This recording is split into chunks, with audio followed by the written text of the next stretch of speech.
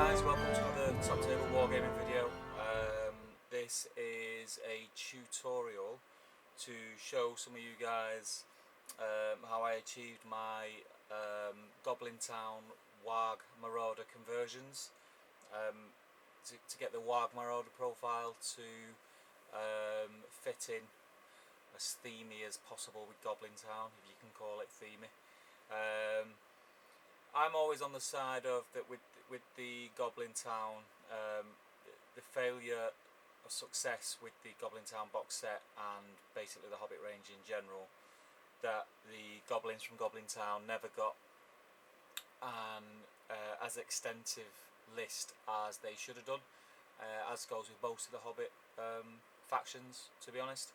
I think they would have done had it done well, so I'm always okay with people bringing shamans and Warg Marauders or whatever else they want to bring and make a theme for Goblin Town, as long as it runs along the same lines as the other Goblin armies. That's fine by me. So what I'll do, you'll probably have seen at the beginning of the video some pictures of my conversions finished and painted.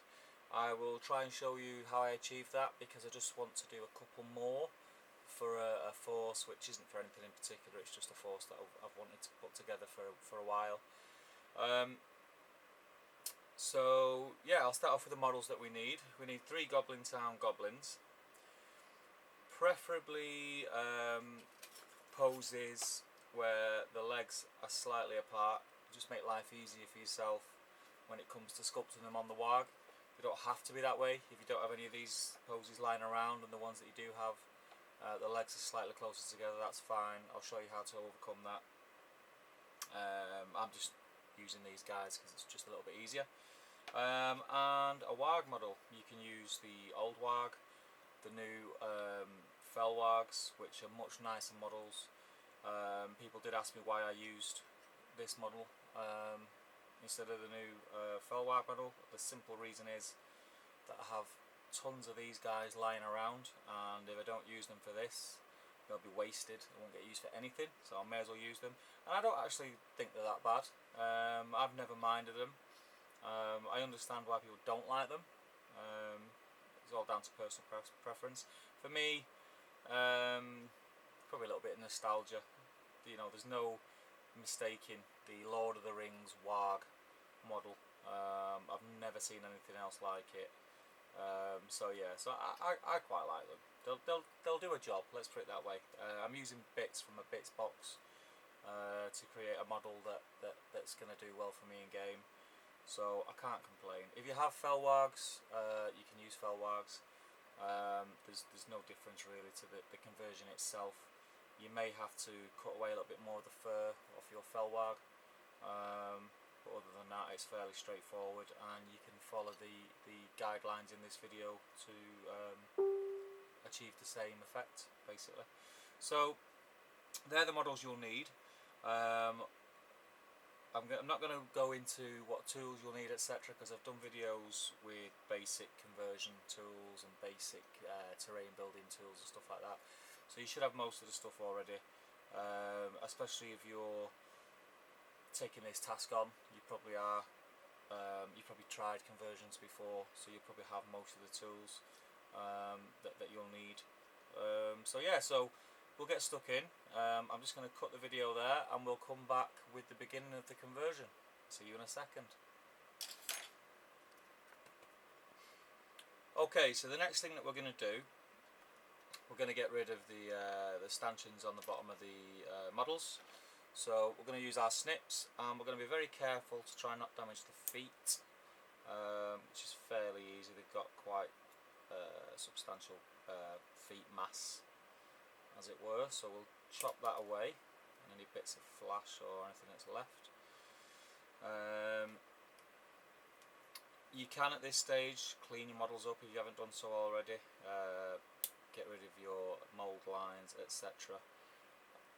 I'm gonna try and get through this video as quickly as possible, so I'm not going to do it just yet. I will do it before painting, but I'll do it all at the end.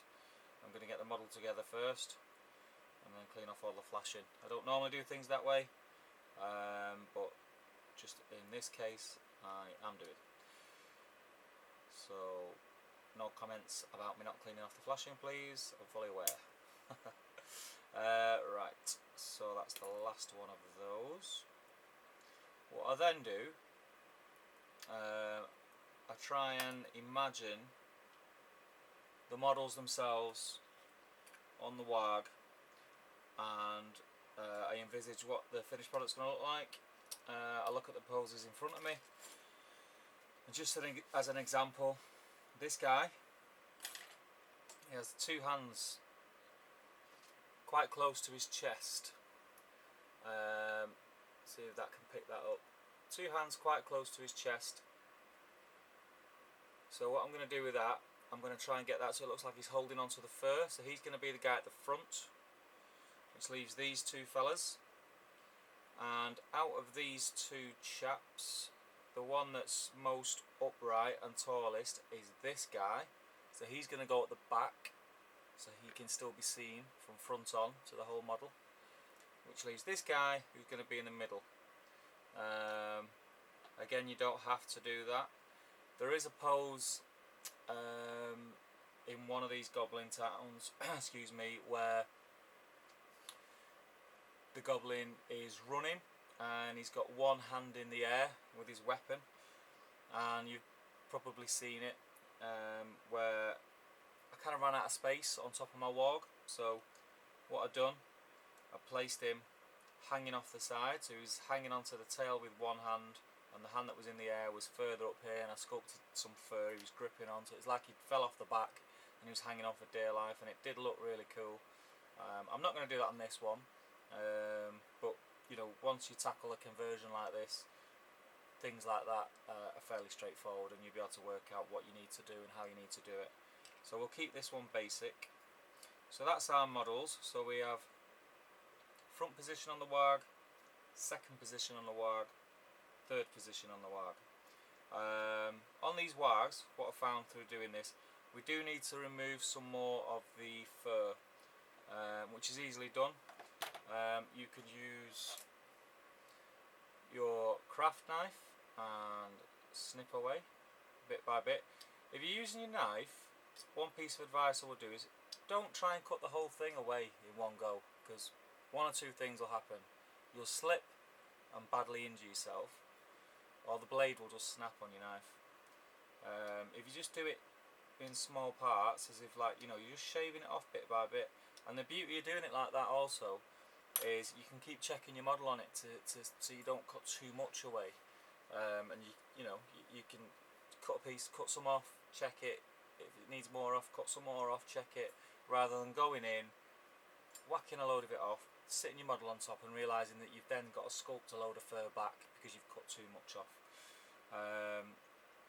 So what I'm going to do off camera, I'm going to take away this clump of fur, and I'm going to narrow, using my blade, the Warg's back.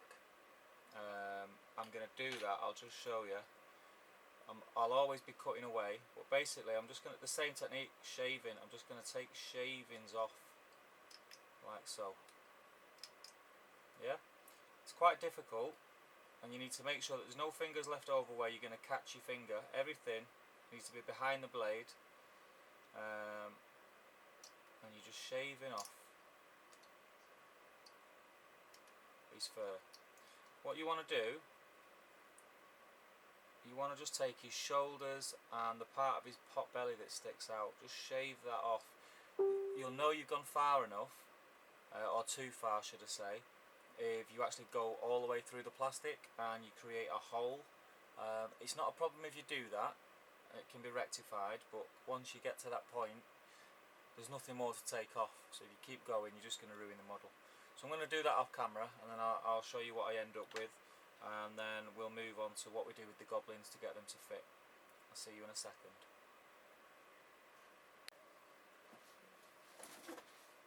Okay, as you can see on the Warg, I have removed the hump of fur.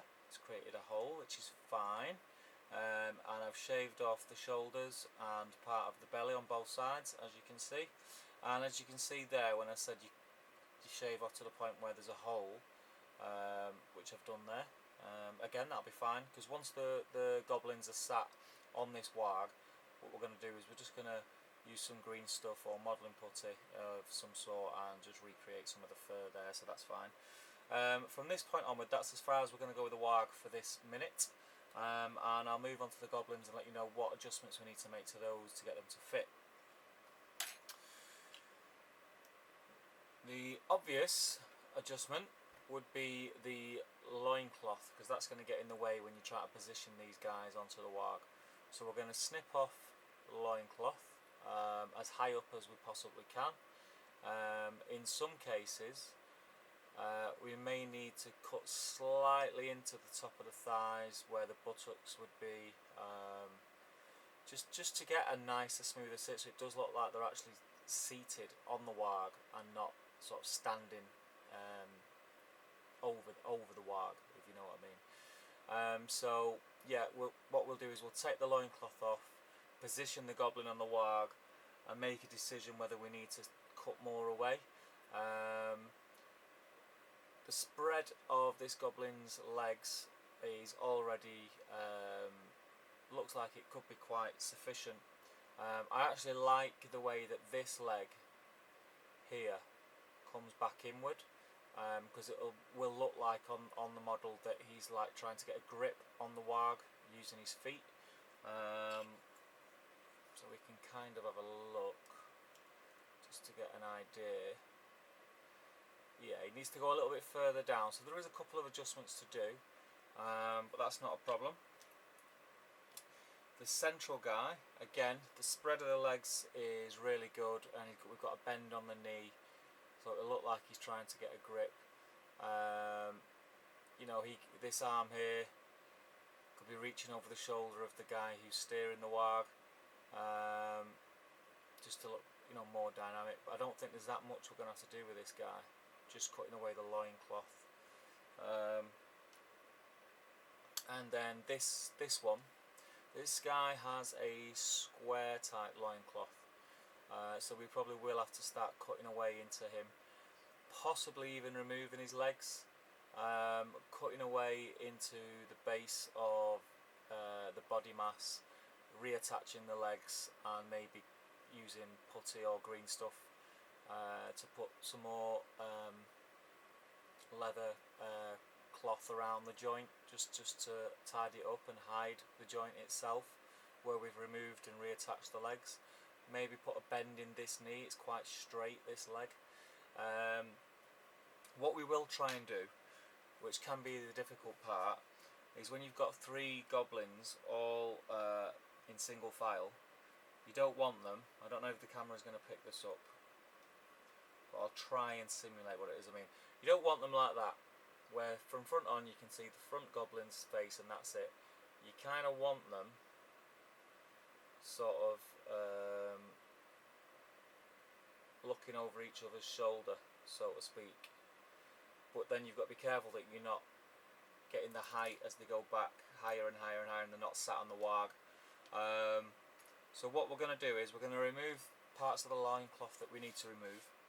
We're then going to dry fit them onto the warg, try and position them on the warg how we're going to want them to end up.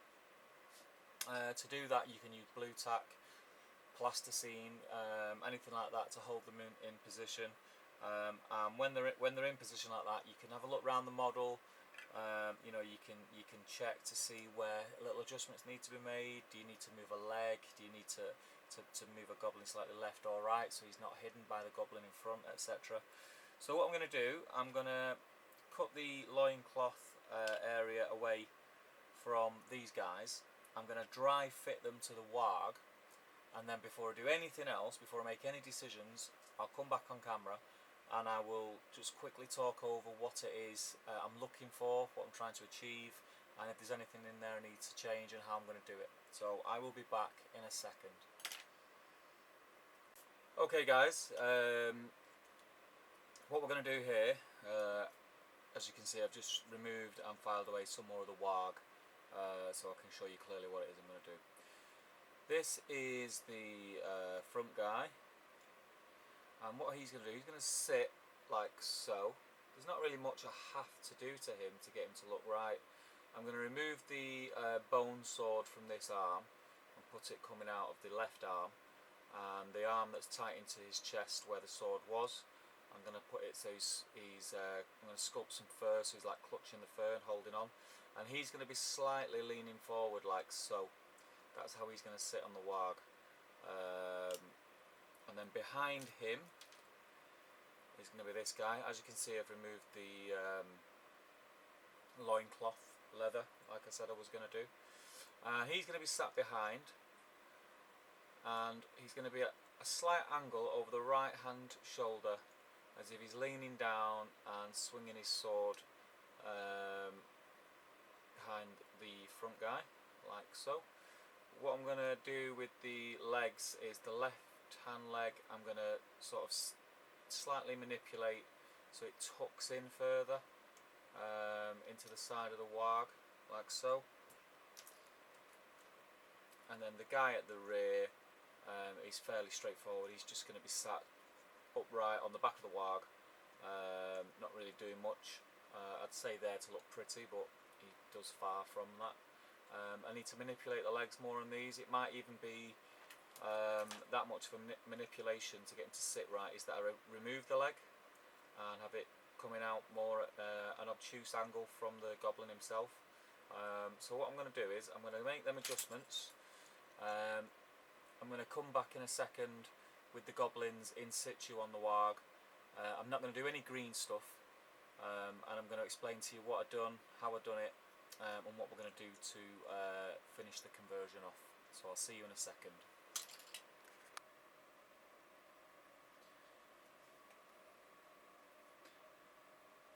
Okay guys, this is a rough mock-up of how this Warg Marauder is going to look. I've used plasticine just to hold the guys in place. What I'll try and do is I'll try and point out what I've done. The front guy, as I said, I've removed his sword. I'm going to put his sword in this hand. It's coming out this direction. So he will be clinging onto fur, which I'm going to sculpt on. The central guy is looking over his shoulder as if he's making a sweep as they're on the charge with his sword, and reaching over the shoulder just to try and balance. He's hanging on. I've manipulated this knee to get the ankle to dig in to the fur. I'm going to sculpt some fur around here so you can see where he's kind of clinging on with his feet and ankles.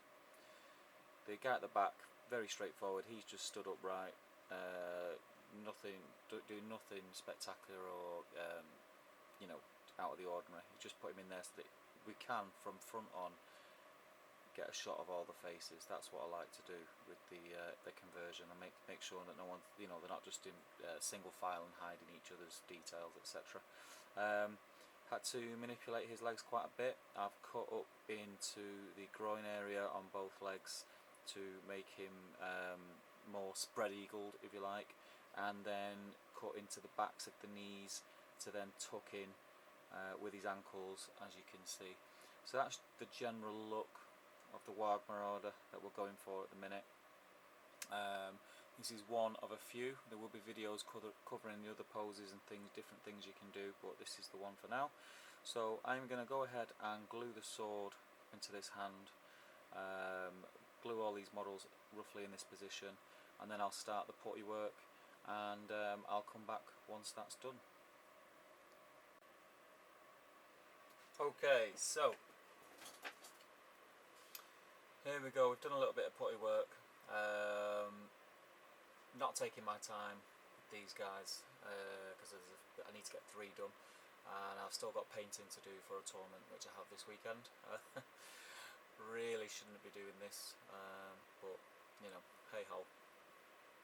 So as you can see, I've sculpted fur where I removed it from. I've tried to bulk him out a little bit so the legs look embedded in the fur, and yeah, it's a fairly decent finish. You could go a lot further with it and do a lot more sculpting, as I've done on previous ones. I will be doing another video which again goes into totally changing the stance and pose on the minis to fit on the warg and look a lot more dynamic, but I think with the poses that we used, this works quite well. I'm happy with it. Once it's painted up, it'll look really well. I'll show you the painted finish in the video with the more extensive conversion work of this model. But yeah, so I hope you've enjoyed that. Have a go yourself.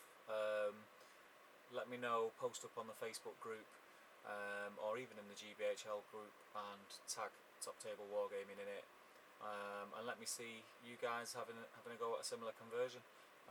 But that's it for me for this video. There'll be a few more videos coming out over in the next 7 days, and I'm at a tournament this weekend, like I say. I'm going to try and get a few out before then, but there's definitely, as soon as I get back, I've got a load of videos in stock ready to go. So yeah, watch this space. There'll be some coming soon. Okay guys, keep on gaming, and I will see you soon. Take care.